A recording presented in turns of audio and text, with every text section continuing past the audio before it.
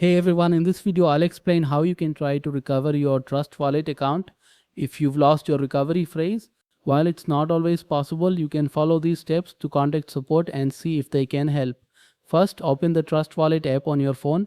You need to create a new wallet account within the app. This is necessary so you can access the help options. Once you've done that, tap the gear icon in the top left corner to open settings.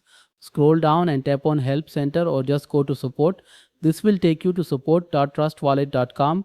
There you will find an option to submit a ticket. Use the message box provided to explain your issue. Let them know you had a Trust Wallet account but lost the recovery phrase. Provide any important details about the wallet, like when you last used it or any specific information tied to it. Be as detailed as possible so the support team can better understand your situation. Once you submit the ticket, the Trust Wallet support team will review it and try to assist you. But just a heads up, without the recovery phrase, recovering your wallet may not be possible as that phrase is the main security key. Still, it's worth reaching out for help. I hope this video guide was useful. If it helped, be sure to like the video and subscribe to the channel for more tutorials. Thanks for watching.